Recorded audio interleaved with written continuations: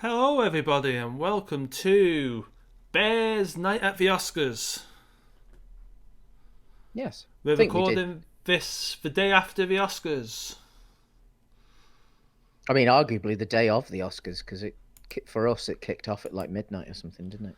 Well, yeah, but Uh, time they're zones. still very drunk I and mean, technically, it still whatever very much is the day of the Oscars where the Oscars happen. So, because they're partying. They're at the Vanity Fair party if they're a big enough name, or they're at the Quiznos party or whatever if they're not. and here we go. Let's Hmm. discuss the winners. Well, no, let's not discuss the winners because we'll probably discuss Hmm. them in our conversation. So, I'm going to give you a rundown of who won the Oscars, and then we're going to give you the Bearskers Hmm. Our top 10 each. So James has of got a top 10. I've got a top 10 of 2022. 2022. And Yeah.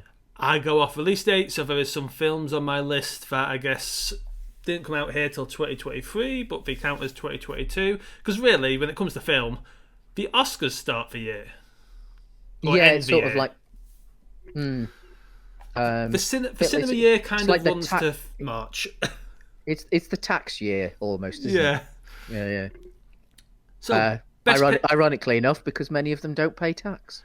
best picture, Everything Everywhere All at Once. Best actor, Brendan Fraser for The Whale. And here, this is just going to be a news bulletin, effectively. I am just going to tell you who has won. Best Actress, Michelle Yeoh for Everything Everywhere All at Once.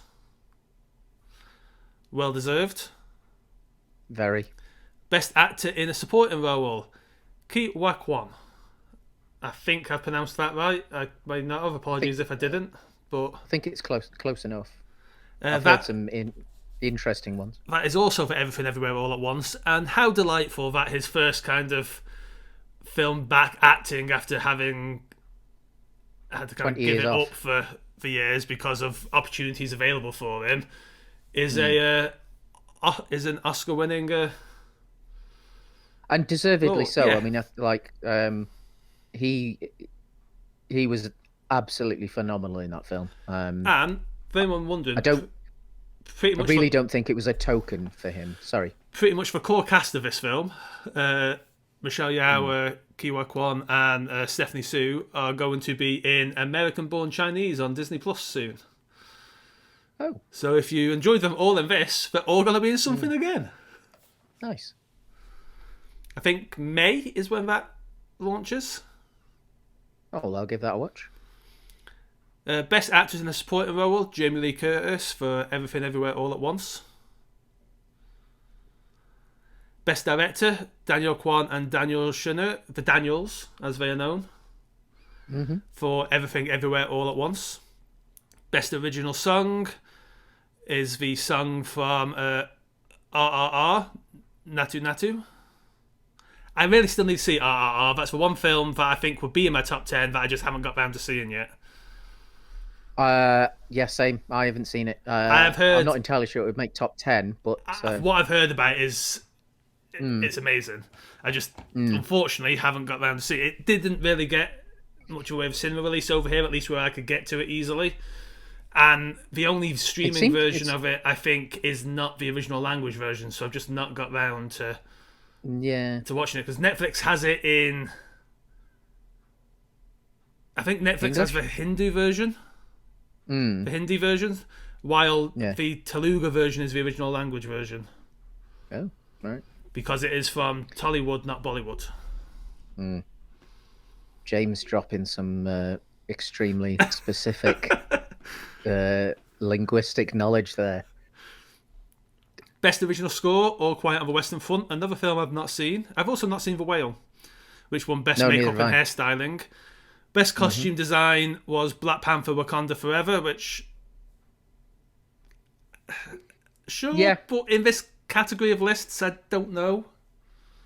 What else was in it? You've also got Elvis and Babylon and Everything Everywhere All at Once and Mrs. Harris Goes to Paris. Black Panther does have great costume design, there's no I denying think I that. think I think Black Panther. Yeah, like um, Best cinematography was All Quiet on the Western Front. Yep. Best original screenplay was Everything Everywhere All at Once. Best adapted screenplay was Women Talking. I want to go on a side note here for adapted screenplays. I like how sequels end up in the adapted screenplay category because they're considered adaptations of their original scripts. That's interesting. Yeah, I suppose it would be. That is why they end up, because sequels do end up in best adapted screenplay, because Top Gun Maverick and Glass Onion are both adapted just because they are sequels to previous films. Yeah, they're using certain... Yeah. I get you. Best sound was Top Gun Maverick. Best film editing was Everything Everywhere. Best production design was All Quiet on the Western Front. Best visual effects was Avatar: The Way of the Water. Best international film was All Quiet on the Western Front. Best animated feature was Del Toro's Pinocchio, which is another film I really do still need to see. Because again, I've heard great things about it. Yeah. Best documentary feature was Navalny. Best live action short, An Irish Goodbye. Best documentary short, The Elephant Whisperers. And best animated short, The Boy, the Mower, the Fox and the Horse. Which was very nice. I rather like that. Don't think I've seen it. It was on like at least 7 times on Christmas Day. Maybe I did see it then. And using slight hyperbole, but it was at least twice. maybe it's one of those things that's just I saw but didn't. It was this year's Snowman. I remember watching Superworm. The only it's such a general sweep of 3 films here. I am slightly disappointed Banshees hasn't. Well, it got nominated for 9 and won nothing. Yeah, because Banshees was excellent, but Everything Everywhere for me, I'm glad that something so offbeat, because it's it's definitely a genre film. Oh, 100%, yeah. And that something as diverse as it is has what, and also deserving, like that. We're going. I imagine we're inevitably going to be entering the backlash of it didn't deserve to win discourse that's going to hit any minute now, but I say it did. I think it did deserve, because beyond the fun multiversal shenanigans, it's a heart-wrenching story about family. Yeah, it's a very good family drama. Like, basically. I go back to I think it was Colin Farrell who was talking to Jamie Lee Curtis about the rock scene, and was like, "How did we animate that?" And Jamie Lee Curtis was like, "I don't think they did. It was just rocks." Because obviously it's just rocks with googly eyes, but you're so captivated by the emotion in that scene that these rocks are alive. But I imagine we're going to be discussing this film later anyway, so we will be. Yeah. Let's one that we possibly won't do then, because I don't think either of us have seen it, is All Quiet on the Western Front. Yes. Which. But I also haven't seen it to the level where I can't really discuss anything about it. Well, that swept the board at the BAFTAs. So it was really interesting that at the BAFTAs, that was the big hitter. That got 7 BAFTAs. Yeah. Same number of Oscars that Everything Everywhere got. Banshees did get got a couple of things at the BAFTAs, but obviously didn't do terribly well either, really. I mean, obviously, like, nominated for a lot at the Oscars, but didn't win anything. I think that really just goes to, and I mean, we'll talk about this when we do our list, but I think that goes to show the strength of 2022. It was a very, very good year of film. It was, and the thing is, The Banshees is a significantly better film than Madonna's last film that did do extremely well at Oscars and things. Like, The Banshees, I enjoy Three Billboards more than most, but it is the blip in his. You see, I've not seen Three Billboards in yet. his lineup. Like, this definitely felt like a return to form. But I think Three Billboards as a film is more Oscar bait. Yes, and I think that's sometimes the thing, isn't it? Like with without going too much into everything everywhere, um, the Oscars were desperate for something that they could award diversity Yes. with. This gave them it on a plate. It's a worthy winner anyway, but the fact that it's um, starring, written by, directed by, etc. Like it's such a diverse cast that isn't just Yes. copy and paste white actors. Then I think that let them tick the boxes they needed to tick. I think. Anyway, I mean, but it's not let's. about. I mean, the Oscars might be, the Academy might be viewing it that way, but this isn't about ticking boxes. This is about having space for talent with things with unique things to say. Oh, talent. Yeah, I mean, this is what happens when you give people a chance and a budget to go out and make something.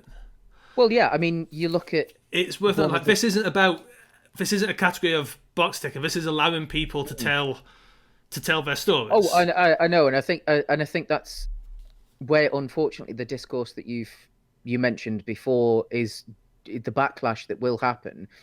This is a worthy film, and it's made money, and it shows that it can make money in the same way that Ryan Coogler has showed that young black directors should be allowed to make the films that they want to make. Like his first Creed film was so successful because it was bloody good, but then he then got Black Panther, and he did very well with Black Panther, and you've got, and I know it's not up for anything in the Oscars, but you also have Jordan Peele with his very successful horror films.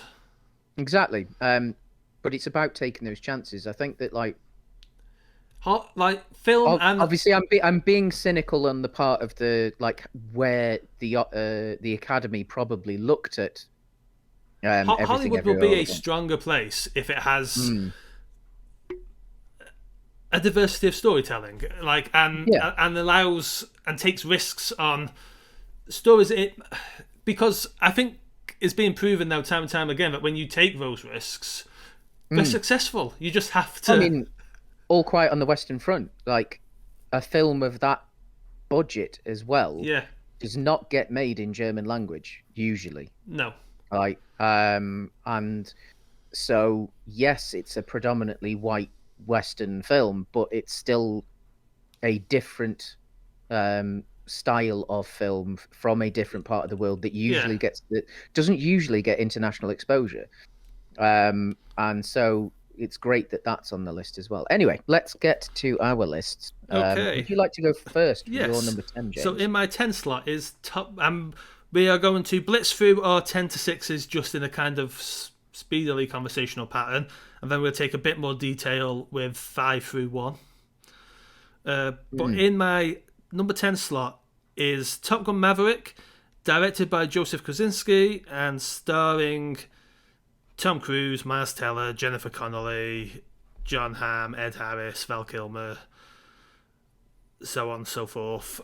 It is I think Top Gun Maverick heralded. I have a feeling we might be discussing this more in detail later. I don't know, but Top Gun Maverick heralded.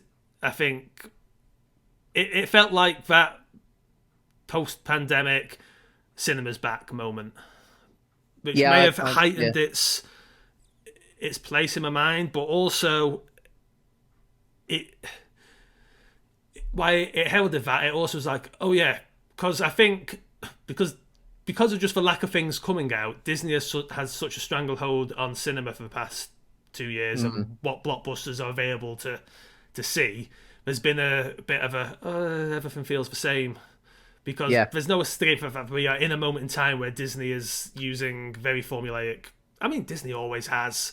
If you go back and watch Disney films of any specific era, they all feel somewhat similar. I think Disney has never quite had this many live action films. No, so that's and that's the thing, that's one of the or when they have it's one of their sub brands like Buona Vista or something like that, where it's like Yes. it's the adult stuff, as opposed to Yeah. essentially live action cartoons that they're now making. But yeah, Top Gun Maverick is in my number 10 spot. What is your number 10 spot, Matt?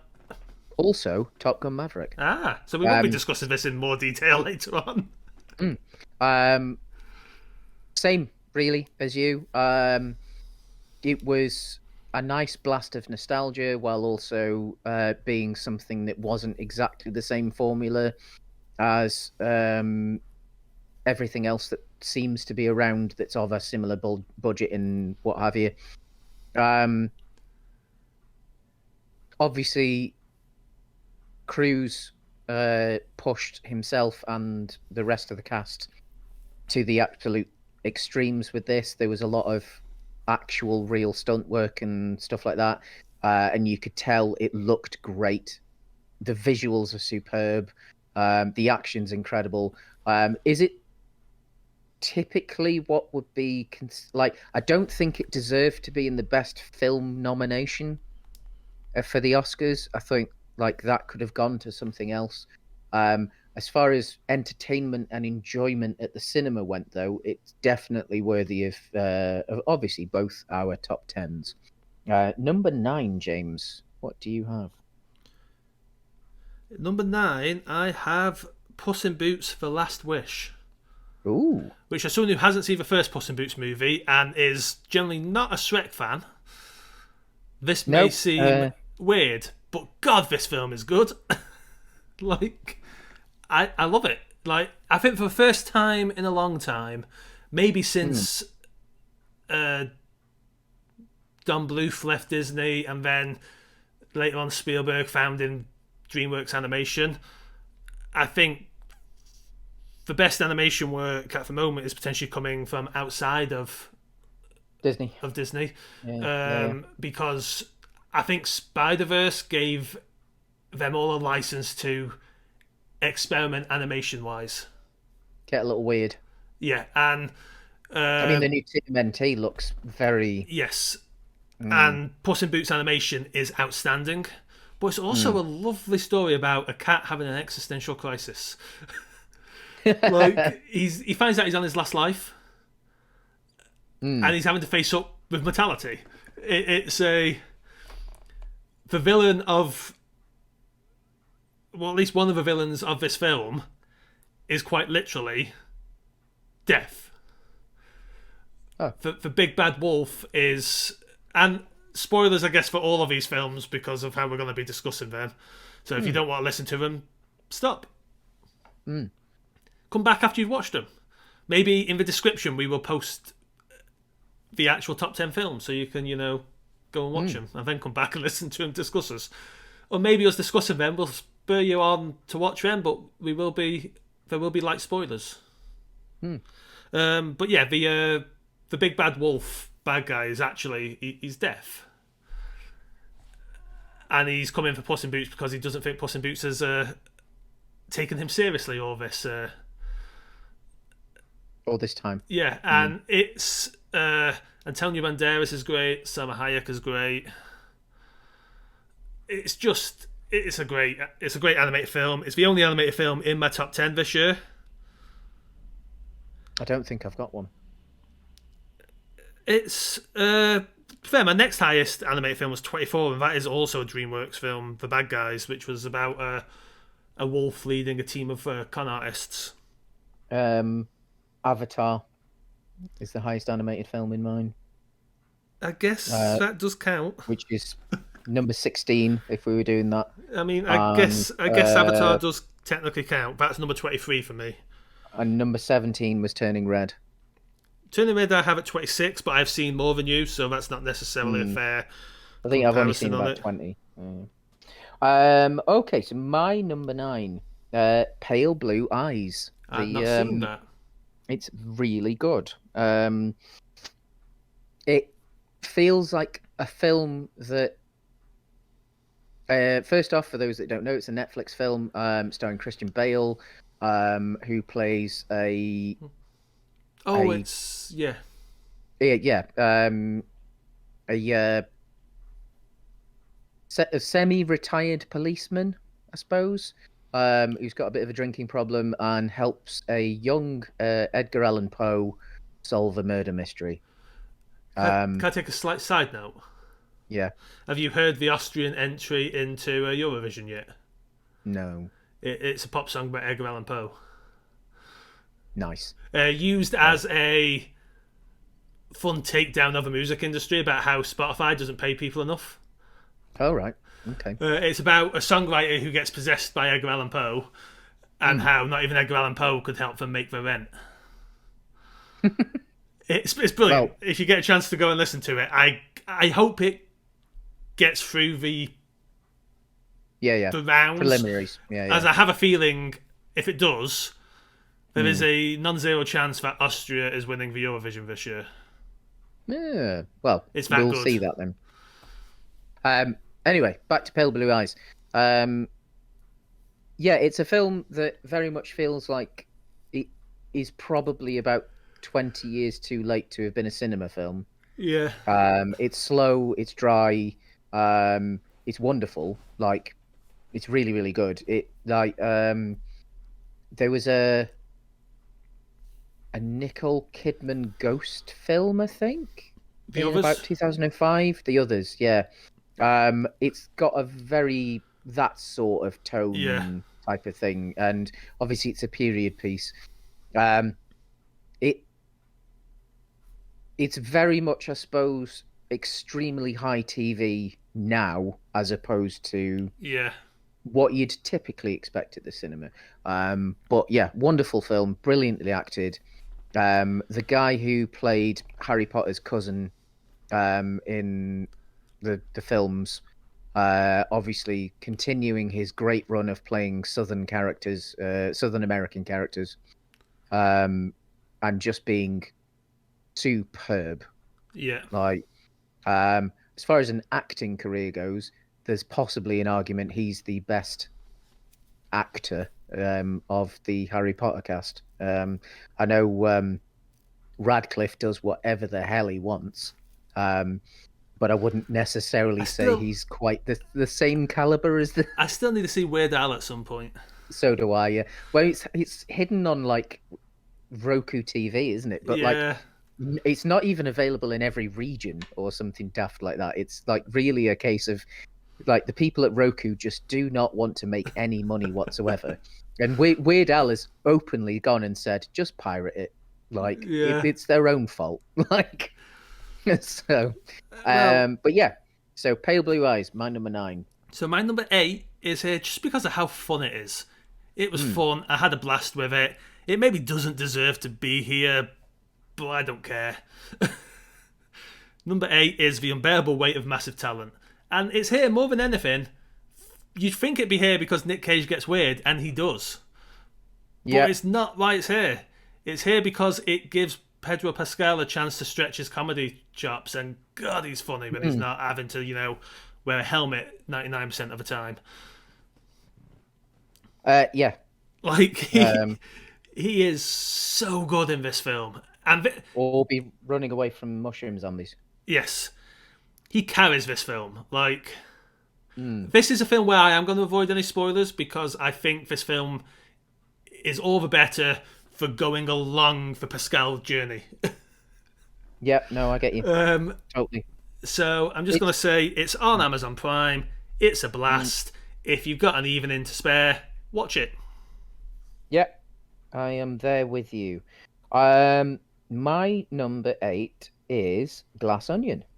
Okay. I Um, will speedily move you through this because we're going to be discussing this in more detail later. yeah. Um, so we'll discuss it when we get to you because I know it's quite high in your list. My number 7 Mm-hmm. is Babylon, A film I've not seen. a film that has split audiences, with I think maybe heavily leaning towards dislike, but this film is aggressively for me, and I liked it. It's not an easy watch though, is it? So, It's a long from what watch. Hmm. I think I described it to you after I came out as what happens if And I guess we should have been mentioning directors of these films. We kind of forgot after Top Gun.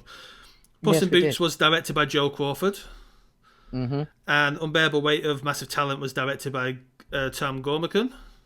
Yep. Let's have a look. Pale Blue Eyes.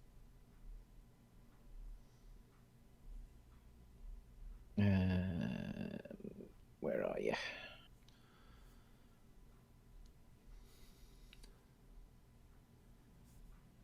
Apologies, everyone. We're typically as prepared as usual. Pale Blue Eyes, directed by Scott Cooper. And Babylon is Damien Chazelle of Whiplash and La La Land and other fame. Mm. I think I described it as you as what happens if Chazelle had basically just done nothing but mainline Coen Brothers Yeah. and Verhoeven films for a while, and then made a film about 20s slash 20s Hollywood. Of course, Glass Onion is directed by some guy that did a terrible Star Wars film. So, whatever. Yeah. Last Jedi is great. Come at That's us. bait. Yeah, exactly. It's the best one. Maybe Empire Strikes Back is better, but only just. Yeah. But yeah, Babylon. It's intense. It's scandalous for the right word I'm looking for. Salacious. It's everything you'd kind of want a film about 20s Hollywood to be, and it does have, unfortunately, a large Brad Pitt shaped elephant in the room.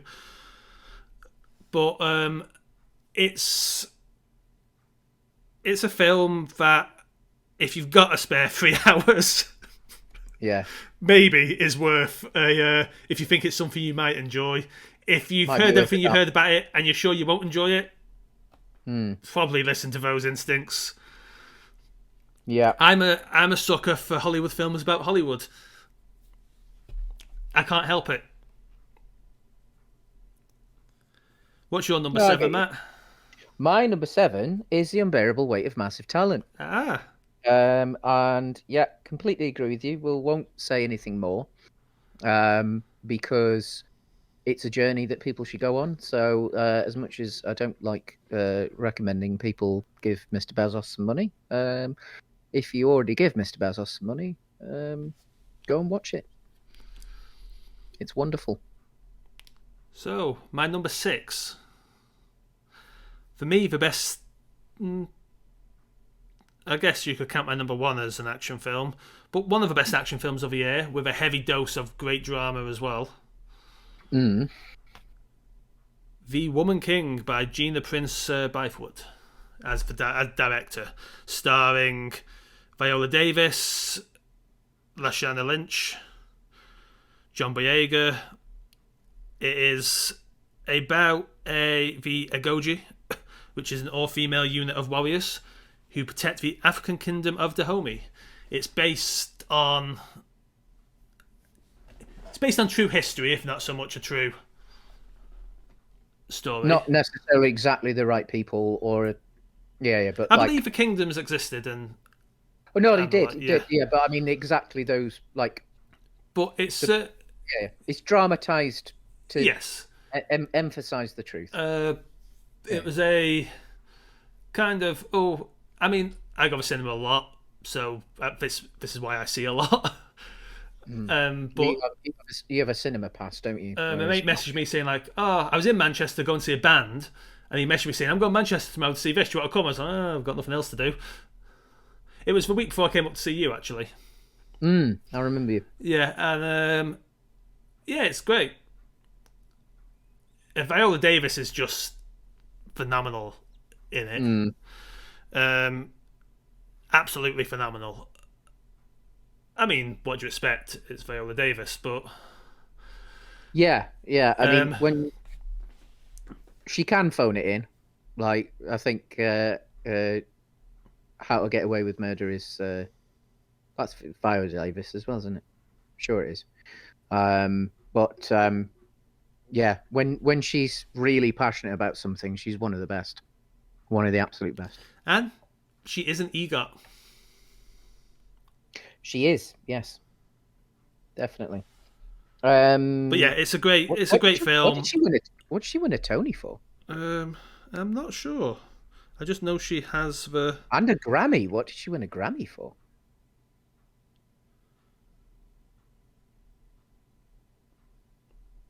Interesting. I mean, 1 second. Yeah, because that like. But then saying that, I mean,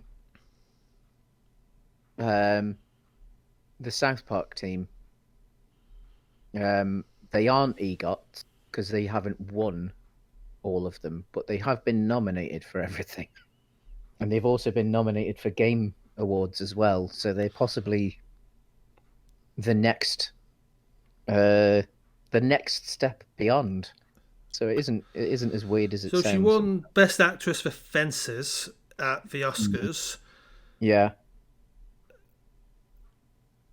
Her Wikipedia is telling me she has the awards, but doesn't necessarily tell me All right. Fair enough. what they're for. So, in the middle of recording, I'm not going to No, no, no. It'll delve further it'll down take that its time. hole. But Hmm. yeah, If you happen to find it by the end of the episode, then throw it back in, James. the Um, The Woman King is my number 6 film.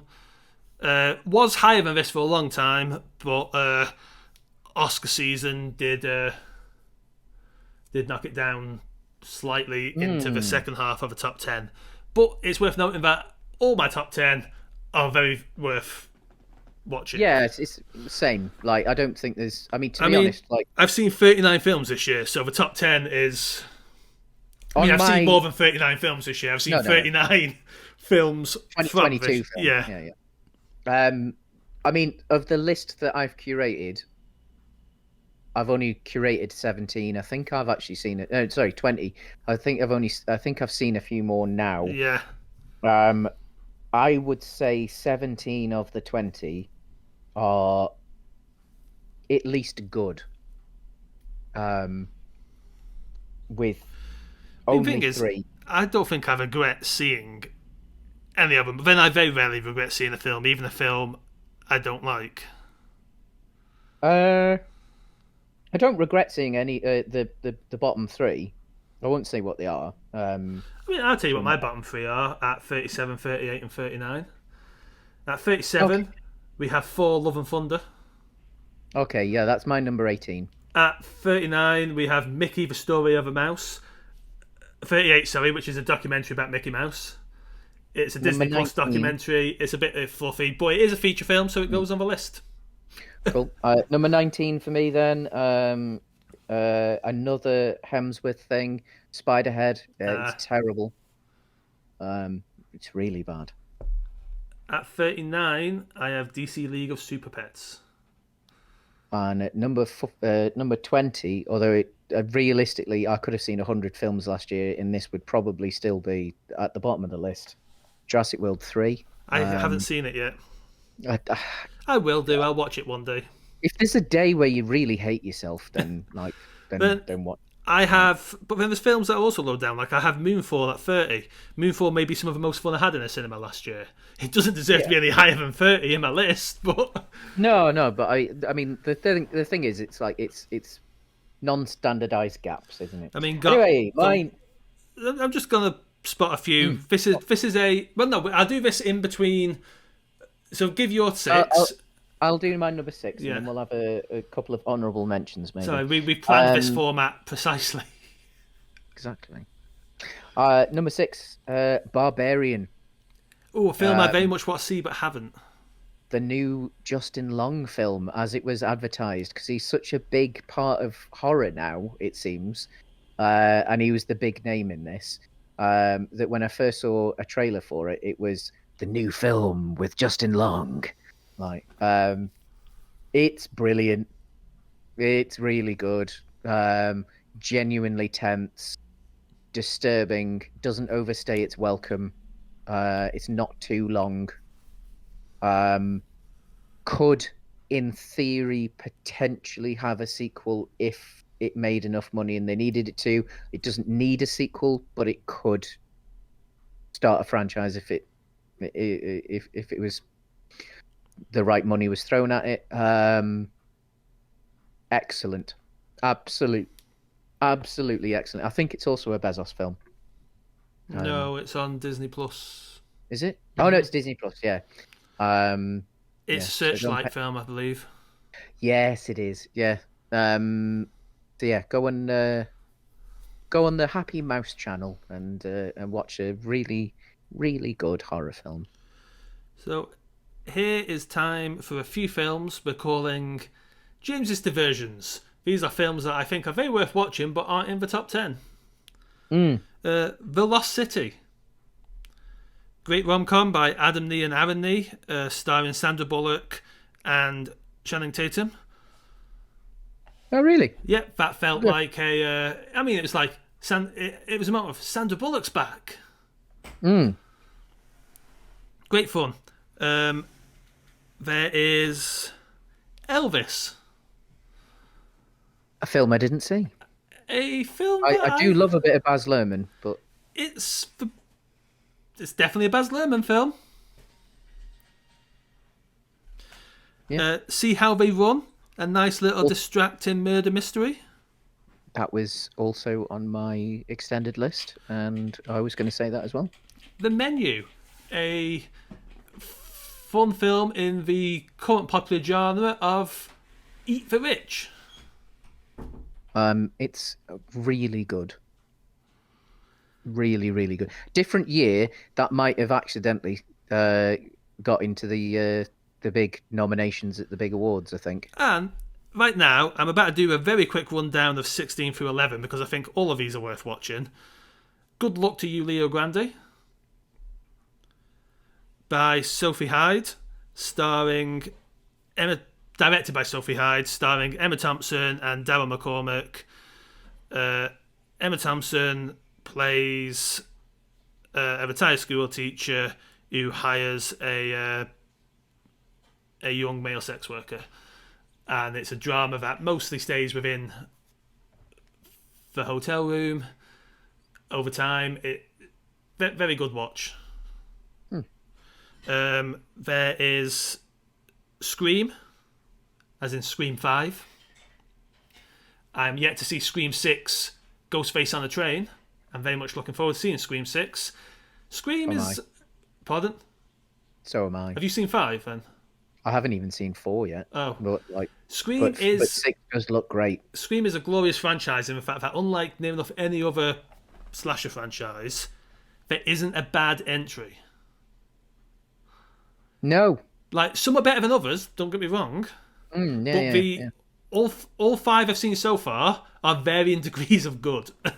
Mm. There is Violent Night, which is directed by Tommy Wakola, starring David Harbour as Santa and John Leguizamo. Leguizamo as Scrooge. It's an action film. It's Die Hard with Santa as John McClane.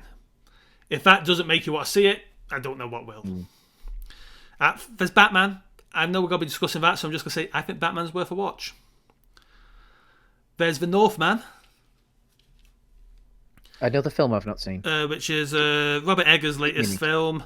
It has Alexander Skarsgård, Nicole Kidman, Anna Taylor-Joy. It's about Vikings and mysticism and Viking-y stuff. Worth a watch. And then 3,000 Years of Longing, which is George Miller's latest film that isn't Mad Max.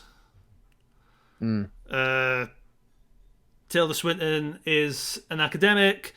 Idris Elba is a djinn. Stuff happens. Fun film. Worth a watch. So that's my worth a watches, guys. I'll throw one more in there. White Noise. A film I definitely still need to see. It is on my list of things to watch. Brilliant. There was a point where it was in my top 10. I think, depending on my mood, there's even a chance I'd possibly still throw it in the top 10. Ooh. Yeah. I lied earlier about The Bad Guys being my next highest animated film. I missed this on my list. Wendell and Wild, Henry Selick's latest film. It's that stop motion sell it goodness with that Jordan Peele writing on the side. And it's Mm. a performance from Peele and Key together again for the first time in a while. Mm. Also, great punk soundtrack. Great punk soundtrack. I'll And give that. on to my number 5. Yes, James's top 5. So in the top spot is not in the top spot. In the number 5 spot is Glass Onion. I'm a big Ryan Johnson fan. I love Same. Knives Out. I think Glass Onion may be better than Knives Out. Maybe not. Maybe it is. Hard to tell. I personally slightly preferred Knives Out because it was that freshness. Yes. I think you are. I would say Glass Onion is better. Glass Onion is definitely more a film where Craig's Benoit Blanc is the lead, Yeah, alongside with Janelle Monáe's character, who is Yeah, brilliant in this. Norton gives a great performance as well. It's another great assembled cast of actors having fun being in a murder mystery. And if Ryan Johnson wants to keep delivering us these for ages, I'm fine with that. And if down the line he wants to give us a Benoit Blanc Charlie crossover with his new Poker Face TV show, I'm all for that as well. Well, we shall see, won't we? Because Poker Face is so good. I've been burning through it at the moment.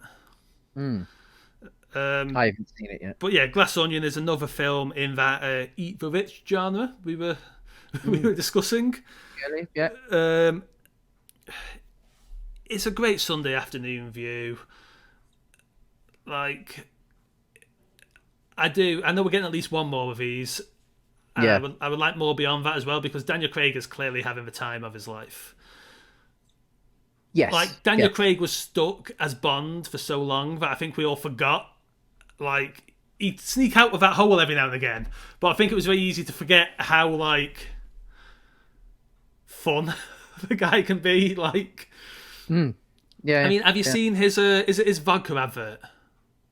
No, I don't watch independent television, James. I saw it online. That's where people see adverts these days, isn't it? Yeah, I know. In but front I of mean, YouTube like, videos. because of the interesting balance of stuff that I watch on YouTube. Most of the adverts that I get are for some reason either about stock investments, or something like relatively conspiracy theory, right wingy sort of aimed. Even though I'm neither of those things. I'm getting a lot of Ewell adverts at the moment, which is weird considering how many food videos I like. I'm clearly someone who likes food, so I don't know why they're pushing you on me. It's like, hey, Well, do you hate food? Do you want lunchtimes to be miserable? Try Ewell. Yeah. Are you lazy, but you don't want to be fat? Do you want to just have no enjoyment in life whatsoever? Dan, Huel's for you. It's like gruel, Hey. but with a H. Yeah. These are jokes. Ewell could be great, just avoid us being Yeah. sued. I mean, yeah, because who knows? One day they might want to sponsor the episode, James. We might accidentally make something that too many people watch. What's your top 5, Matt? As in your number 5? Yeah. My number 5 is. Ooh. Now, James is not a fan of tying things. So my original list went 1, 2, 3, skip 4, and then joint 5th. But I will split them. I will split them because I know, like, it'll upset him, and it'll just be. Because it's one spot, only one thing can fit in it. We'll get some sort of Alex Jones level rant if I do like a joint thing.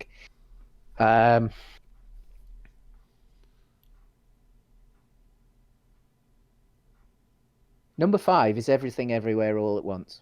Okay. I was gonna say we've got a spot to discuss that in more detail later. So. It's obviously we discussed it a lot at the beginning when we were giving our little Oscar roundup. Um, I watched it quite late, um, and I think possibly my enjoyment of it slightly suffered from the hype because for me it was fantastic, but it was definitely not my number one. For what I I don't think know is your for a lot. number one is crazy, but let's. Yeah, and when I get to number one, you know what my number one is. It hasn't changed. But I'll justify my choice like when I get there. But yeah, I think it was one of them. It was like I possibly watched it too late. I think if I had seen it at the cinema, it may have got top three. I think because I waited so long to watch it, maybe the hype. And I'm not saying it obviously it's made my top five. It's I'm saying it's probably taken me from 100% to 95%. Like, Yeah. but I think that little bit of hype just slightly overcooked it for me. Um, but it was still brilliant. For a relatively low budget, the visuals that they pulled off, obviously, it won editing, didn't it? Yes. Yeah, deservedly so. The editor did well, editors possibly um, did a magnificent job putting it all together, which of course would have included color grading and stuff like that to make what could have been quite a plain looking film actually rather spectacular to look at. Um, and again, like getting the pacing right of what shot and how long to take it for two rocks talking to each other cannot be underestimated for Yeah. how wonderfully done that was.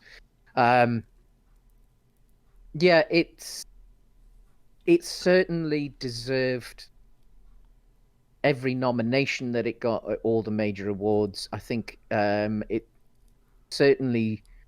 I don't think I begrudge it winning any of the awards it won Yeah. either. Who doesn't Um, love hot dog fingers? well, I mean, Ezra Miller loves them in the slow mo scene in the Snyder Cut. Oh yeah. But Yeah. we'll. Um, but yeah, it's brilliant. For my personal taste, there are four films above it. So, should we move to my four? Yes, please, James. My number four is Nope. Interesting. Absolutely outstanding slice of sci-fi horror. Would make a great double bill with Jaws. Yeah. As I saw Jaws this year at its recent cinematic re-release as well. Nope is just the performances from Daniel Kaluuya, Kiki Palmer, as the core two siblings at the front are great. It's just damn good. Like again, it's a kind of film I don't want to talk much about because I feel like you should watch it. I need to catch up on Peele's films. It's Um, like, Get Out. I know you don't like Get Out as much as me, but Get Out is excellent. Us is more divisive. I very much enjoyed it. It's the scariest of the three as well mm, from a horror perspective. Nope, though, is just it's pitch perfect for what it's trying to achieve. mm. I don't think you could make a better film than it. Okay, fair enough. Yeah, Like yeah. Nope just nails everything it sets out to do, Mm. and only because of how the mystery is kind of structured a little bit, I don't really want to go beyond that because I think that's part of what makes the film No, as that's fun cool. as it is. And I will watch it at some point, and I need to watch Us as well. Get Out was something that 100% suffered for me because of the hype. Um, and stupidly enough, I think in hindsight, I thought I'd figured it out from trailers and discussions that I'd seen, Yeah, and not spoilers. I'd not seen any spoilers somehow because it came out while I was in Korea. and initially it didn't get a release, but it did eventually. And I can't. I think we just watched it on home video. Yeah, home I release. think, yeah, I think I got it on iTunes or something. Um, and yeah, it was definitely something that I feel the hype killed it for me. It was still very good. I enjoyed it, but it wasn't the groundbreaking masterpiece that I'd sort of a lot of people had made it out to be. And so I never really had any urgency to go and see Us. And similar with this one. Nope's So definitely his best film. yeah. But I'll watch it at some point. What's your number 4, Matt? My number four. So this again originally was tied for number five, but I bumped it up ever so slightly, because I think it is slightly more my thing than Everything Everywhere All at Once. And it's The Big Loser from the Oscars, The Banshees of Inisherin. Well, Um, I think we will sidestep into my number 3 as well, because that is also The Banshees of Inisherin. What a yeah. delightfully depressing time, hey? Um, Absolutely magnificent The film. I don't. I think it's been a long time since I've seen something nail melancholy as well as this film Yeah. does. That other people might not ever feel this, so I think I've discussed it with you. I think you do, but you know that when you're, and other people might just say this is depression or something like that. But you know that moment when you're Mm, so bored, you mm. can't, you haven't got the energy to actually do anything to alleviate your boredom. Yes. Like when you're just I, sitting still doing absolutely nothing, and you're like, mm, God, I could do something, but I don't have the energy to do that either. yeah. And this film just nails that kind of Mm, emotional state, because you get a feeling like that's what Finger's character's feeling, right? Like yeah. that's what Brendan Gleeson's character's like. He's in that kind of, Exactly. well, taking it to extremes, but that's the Yeah. and the performances in this film, from Farrell to Gleeson to Kerry Condon, Barrier, is it Kogan? Keoghan? Keegan, Keegan, I Barry think is. Keegan. Yeah. All of them deliver absolutely phenomenal performances. McDonough is very good at what he does, and what he does very well is this kind of film. Mm, And to same in how I said, I think Nope is Peele's best film so far. mm. I think this is potentially Mark McDonagh's best film so far. I love In Bruges. I love Seven Psychopaths. I think, and there's Three Billboards, and I think this is better than all of them. Hmm. I've not seen Three Billboards. I think obviously for a very different reason, but I think I'd put this on par with In Bruges for my own personal Yeah. taste. Um, they are very different films, obviously. Obviously similar cast, but very, very different films. Yes. Um, I I loved it. Uh, it's I exactly saw. as you say. It's melancholia, but it's true heartbreak as well. And I think Yeah. like possibly one of the reasons it didn't quite do as well in the Oscars as it should have done, because obviously it got 9 nominations. It got the most nominations, but it got no wins. And I Yes. think that's because it's very specific to these isles. It's very specific to Great Britain and the island of Ireland, because it is an allegory for the Troubles, um, and the division of Ireland and civil war and obviously that's constantly going on in the background, and it means a hell of a lot more, I think, to um, people that lived a bit closer to it. Obviously, America does have quite a lot of Irish people who live there, a lot of Irish culture, a lot of Irish history, but it's still a relatively small pocket of a much larger populace. So I I can see maybe why it didn't quite hit for the Academy board.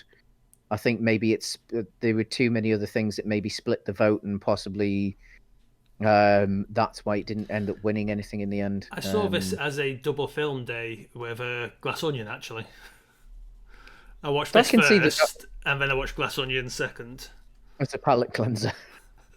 Yeah, I would not want to watch it the other way around. That would be difficult. But And it's yeah. also hilarious. Like, Oh yeah, yeah, it's like so funny, man. Like, it it delivers humor in a also way like that taking it straight and away from the allegory for a second. mm, yeah. I don't think there's not enough film that deals with friendship as opposed to other flavors of love. Yes. Like, and what happens when one of those Yeah. breaks down. Because I think like I've said it until you before. I actually think, and this is going on a slight tangent, but mm, my favourite scene in early How I Met Your Mother yeah. is when Lily comes back after having left and gone To away art for a school. bit and left Yeah, Marshall, and how comes back and Marshall forgives her, they get together again, but Ted is yeah. Mm, still like really pissy with her, yeah. and she doesn't get it. She's like, "Why? Marshall's forgiven me. What's your problem?" And Ted's like, "You didn't just abandon Marshall. Mm, You abandoned me," because obviously all three of them have been best friends yeah, yeah. since college, and again, it's such a wonderful moment that so much in fiction doesn't ever really go to It is rare. Yeah, or yeah, play with, yeah. Mm, and Banshees does. It shows what you assume, like they've lived on the island all their life. These two have been friends since they were probably mm. children, right? In Banshees, like Well, yeah. I mean, obviously,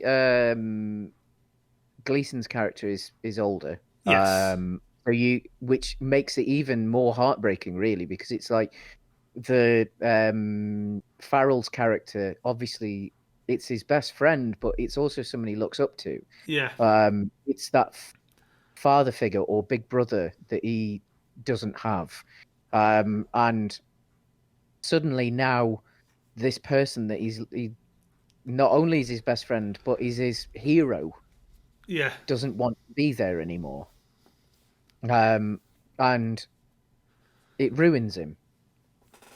It's tragic, absolutely tragic. And yeah, I think as a simple tale about friendship and it breaking up, it's something that anyone can realistically relate to. Because the vast majority of us have had some friends, and the yeah. vast majority of us have friends that we are no longer friends with, whether it's a bad breakup or just literally because A we've natural drifted apart. drift, Yeah, yeah, it happens. But it's still sad, so we can relate to that. But then when you've got it being a very deliberate allegory for something significantly bigger, that realistically also started because of relatively, and I don't want to downplay this, so apologies if I insult anyone, but like, think it's sort of gone on so long, the division. It's one of those things where you forget why it started, and one of those things where like it almost seems silly that it's still going on. And I think it's a film that came out at the right time because with Brexit, with the current government in the United Kingdom, who don't care about what's going on in Northern Ireland and we have seen a rise in um, the not the troubles, but like there have been more like terror attacks or potential terror attacks. There was a policeman that was killed the other week, wasn't it? I think I'm so. sure they were. Yeah. Yeah, yeah.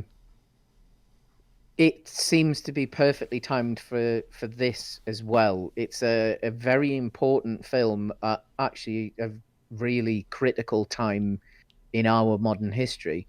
Um, and I think that for me is why it hits so hard, why it hits so well. And there was a moment it nearly stole the top spot. It nearly stole the top spot for me. I am Mm. unfortunately going to have to push us along for timings. That's cool. That's cool. I think we've Um, had a very good chat about that one. So, what's your um, number three? Because that was my my number three. my number three is Empire of Light. Not a film The I've seen, but one um, of this year's three films about films that were potentially in contention for Oscars. hmm, I don't think it actually um, did get nominated for anything, but it got nominated for best cinematography. Um, the yes, with the absolutely legendary Roger Deakins at the helm, who the other day came out and said that the best film for cinematography wasn't even nominated for it this year. It happens to be further up my list, so we'll talk about that later. Um, this was a glorious drama set in the 80s, um, when an older two or three screen cinema um, in a forgotten little seaside town. They shot it in Margate. It wasn't necessarily meant to be Margate, but it was shot in Margate. Um, the and the people that work in this cinema. Olivia Colman, just being what Olivia Colman is. Um, there was it was somewhat of a miracle, to be honest, that like no that someone else beat her to an Oscar. In all honesty, because she yeah, was at the very, very, very top of her game in this. Um, and that's not to diss anyone else. That's just how good Olivia Colman is. She was something else in this film. Beautifully shot in a very like it certainly deserved the cinematography nomination. nomination. I think, although it's a extremely simple, stripped back, delicate sort of cinematography. It's not flashy in the slightest. It's beautiful, but it isn't necessarily doesn't scream high cinematography. You know, Yeah, it's not like it's not like some of other Deacon's other work, which does scream cinematography. Like, yes. right, My James, number number two. two. Mm, My number two is The Fablemans by Steven Spielberg. very nice. I Also do a sometimes film. wonder if maybe I have this higher than it is, but I think it filled me with the exact emotion Steven Spielberg wanted to fill me with when I came out of that cinema. And I saw some, If that's the case, then it's done yeah, what it needed to do. And I I, think that I saw it's some similar for weird me with Empire of Light. takes afterwards because I know it's not. It's obviously it's not done well at the Oscars. It didn't do particularly well at the box office, and I saw a Mm, load of takes afterwards. Like, how can Steven Spielberg bounce back from this? It's like he's Steven Spielberg. He doesn't really have to do any bouncing back. no, Like a lot. he could full on retire Realistically, if he he can wanted just to. he can retire. He can say, "I'm going to make a film about cats." He could self-fund.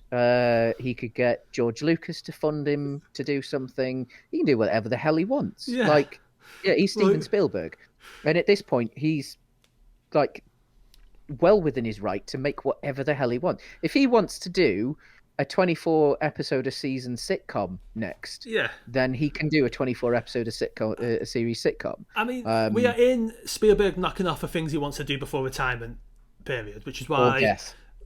yeah, which is why last Yeah. year we had him remaking uh, West Side West Story. Side Story, which, by the way, is outstanding. I still haven't seen it, but I will. It's better. It is a better film than the Not hard. original. But the original, people consider it a... The original was a Yeah, good film for the time, but it's another film, a bit like Gone with the Wind. Like Gone with yeah. the Wind was great for its time. It's a bloated mess now. Like, But in this but film, we have Gabriel LaBelle playing Sammy Fableman, Michelle Williams playing Mitzi Fableman, his mother, Paul Dano playing his father, Bert Fableman. Now, Paul Dano, as an actor, everyone goes wire for, and I've never quite got it. I watched this film, and I was like, oh, yeah, now I get it. Because he is so good. Obviously, this is a semi-biographic film of Spielberg's childhood. yeah. You have Seth Rogen as well, also excellent. Like, it's another longish one. It's Spielberg telling a heartfelt, emotional story about growing up loving film and also observing your parents' marriage not work out. Like, his mother is the artistic one, like him. His dad less so. But yeah, it's just wonderful, and you get David Lynch playing John Ford at the end. Oh wow, do you? Right. Yeah, Christ, I didn't know that was in it. Spielberg That's cool. is applying for a job at it'll be NBC Universal, and he's talking. And the guy takes him to meet John Ford, who's obviously the character's like one of the character's favorite directors. And yeah, David Lynch plays John Ford. It's only a little bit part at the very end, but It's cool nonetheless. yeah. You've got a great performance from Judd Hirsch in the middle as well. He's not on screen for long, but it's I mean, when is he not good? true. Like, He plays like an estranged uncle. did you ever watch Taxi? I The don't know. sitcom. I don't think I did. No. You should, if it can be found. Yeah, should watch it. Yeah, young Danny DeVito as well. Yes. It's like you could 100% believe that Danny DeVito was Frank Reynolds, who then Yeah. became incredibly successful and then became the Philly character. But yeah, it's a great film and definitely worth a watch. It's just a heartfelt family drama. I did love one. I can't remember who it was, but it was one of the. There was a critic that like criticized him for choosing the wrong people to play his own parents. Like, but Yeah. yeah. I mean, Williams and Dano carry the film. Like, that film functions because of them too. I've also, as I say, Michelle Williams has always been a great actress. Star of the best superhero films of recent years, The Venoms. I mean, you're not wrong.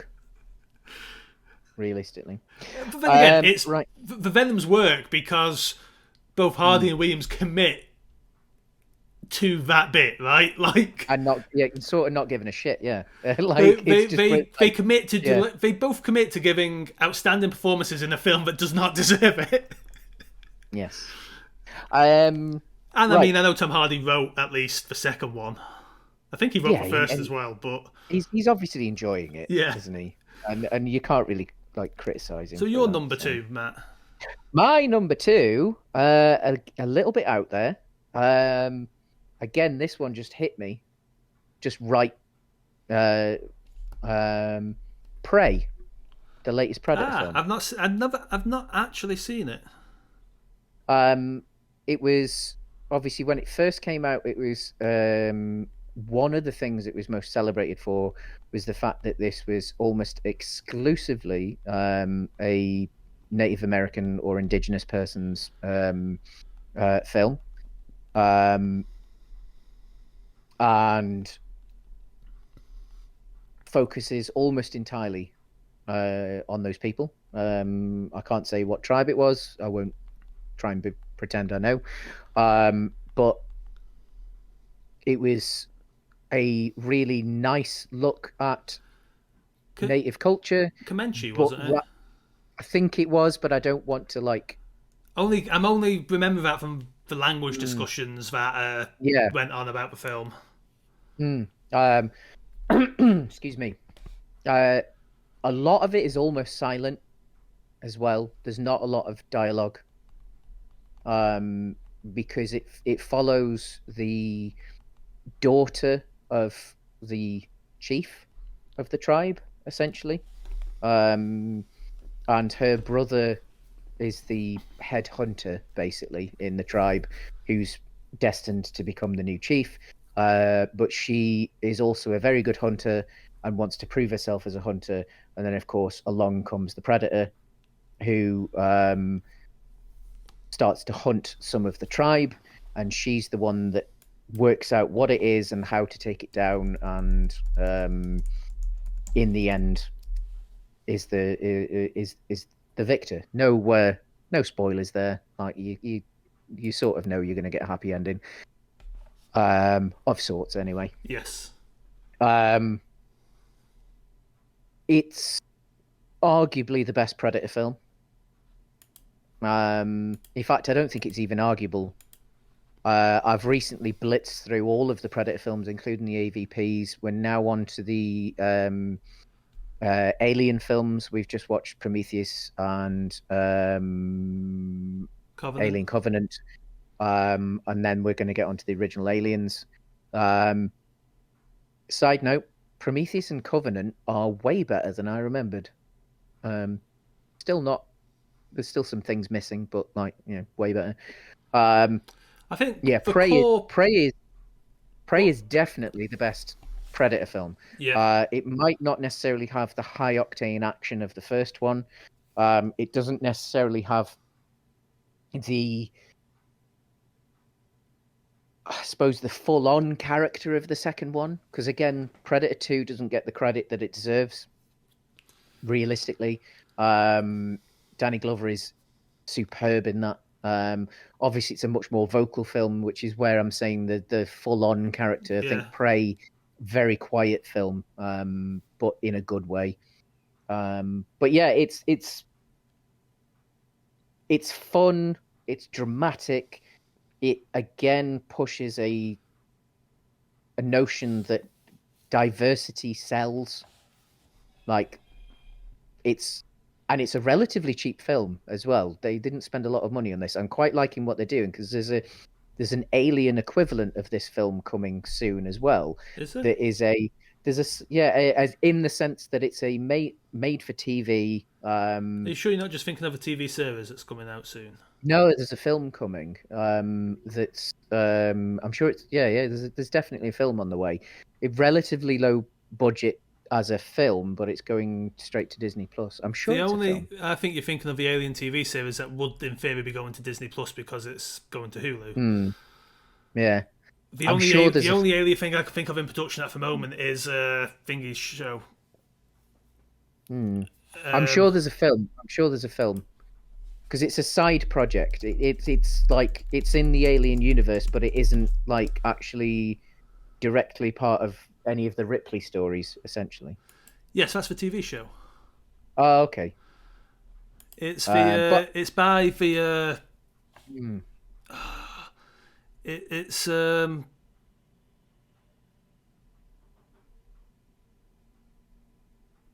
it's one by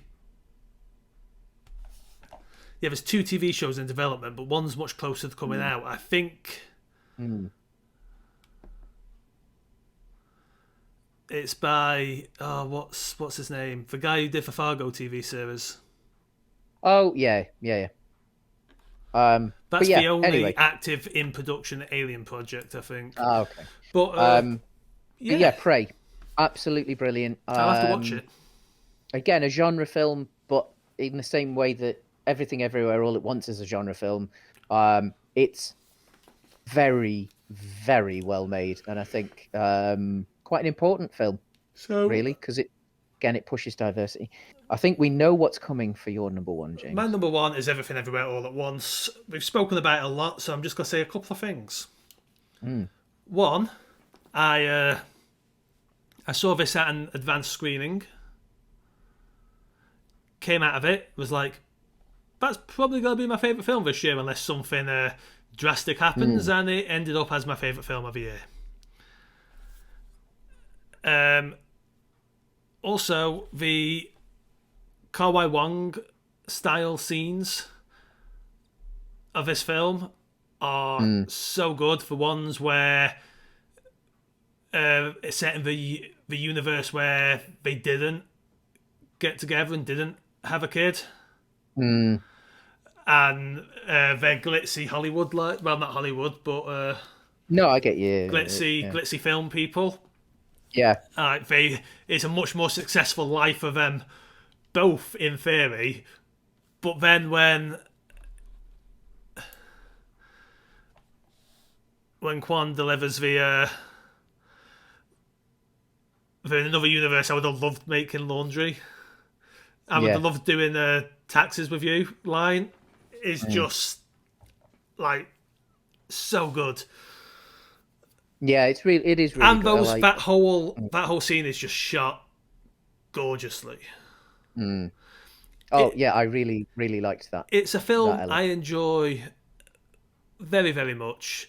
I've still only actually seen it for once, and I think I'm going to give it a second watch soon. As Mm.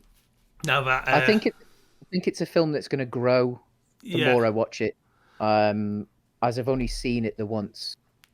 but we've talked about this film a lot, as in at the start for your talk for this. So let's move on to your number one, Matt, to close off the show. I have something I want to say about this number one, but I'll let you announce it first. Then I will say my piece, and you can go on a long rant justifying it. I'm vengeance. Go on, James. Okay, so Matt's number one, if anyone didn't get that, is The Batman. I have a short thing to say about The Batman. It is a Batman movie. It is a very good Batman movie. I liked it. And it has some stunning cinematography. And that is where my thoughts on that film begin and end. Oh, and Robert Pattinson is very good. And we've got a whole episode on this film, so you could just go and listen to that instead. Like, it's probably Indeed, actually, yeah, yeah. it's I probably mean, I don't better think than we'll go. whatever we're going to discuss Yeah, here. yeah. We do have an episode on the Battinson where we thoroughly discuss this. I think the thing that most excited me about this film was James saw this before I did, and James is very picky when it comes to his Batman films. Nothing And has topped Batman Forever yet. yeah, I mean, and there's a perfect logic to the reason that James likes certain Batman films and doesn't like others, and like has strengths and weaknesses and what have you. And I understand, although myself and James don't share exactly the same taste, I understand his taste perfectly. We have been friends now for what, 15 years or something like that. So I know him as well as I know anyone else, realistically, including my own wife. So when he came out of that and just texted me simply, I enjoyed it, that immediately was probably more hype than anything could have done.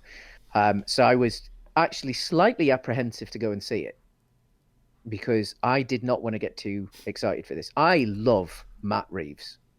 Like his Apes films are truly fantastic. They're See, some of my favorite films ever made.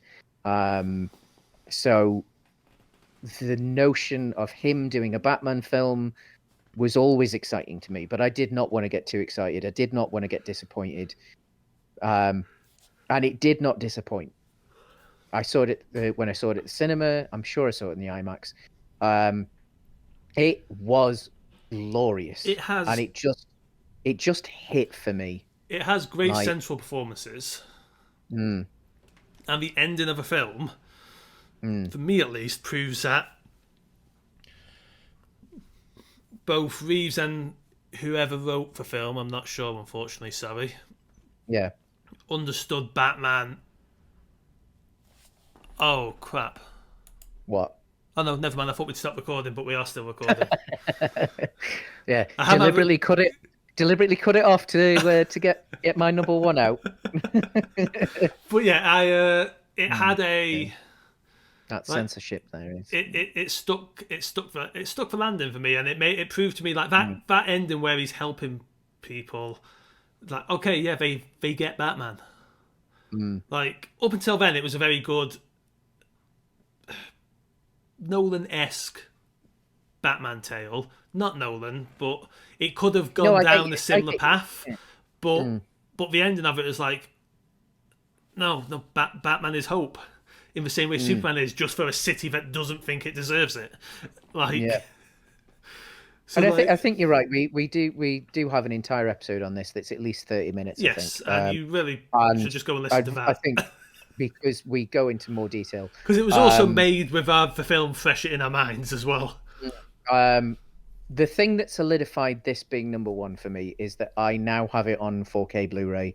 I have seen it again, and if anything, I thought it was better the second time. Yeah, And I think is that is often the toughest test for a film. Yes, when you see it that first time, it can amaze you.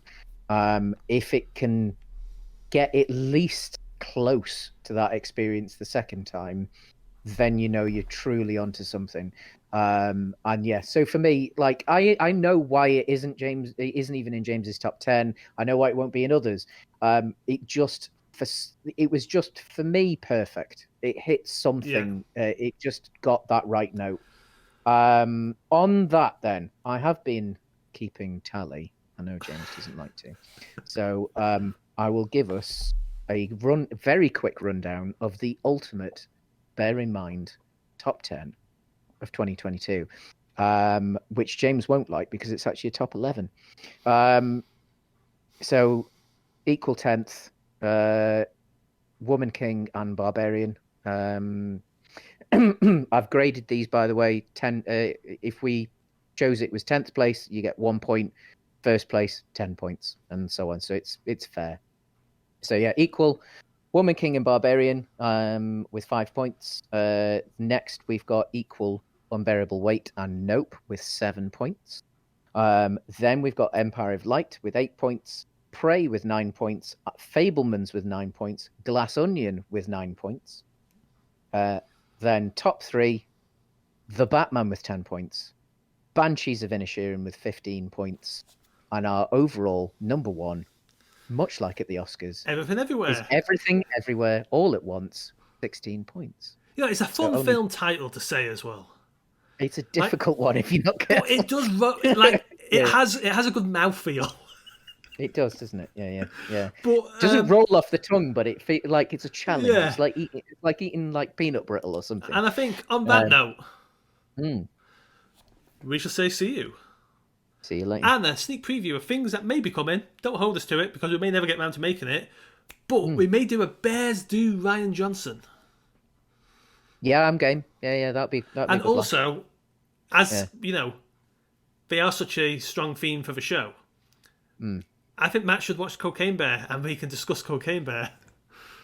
I do intend on it. It's just been finding time because Yeah, my priority for the cinema in this month is Creed 3. So me and the wife have been watching all the Rocky films, including the Creeds, because she's never seen any of them. We just watched Rocky 5 last night, which is so much better than we remember it being. Like, well, than I remember it being, and probably the whole of society remembers it being. Especially when you watch it directly after number 4, because 4 is definitely the worst Rocky film. yeah. Most fun, Both arguably. cuts or I can't remember which cut I watched, but yeah. well, Um, I will but yeah. say then, Mm.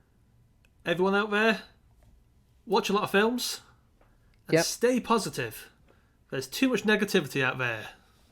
exactly. Goodbye, people. See you all soon. Thank you.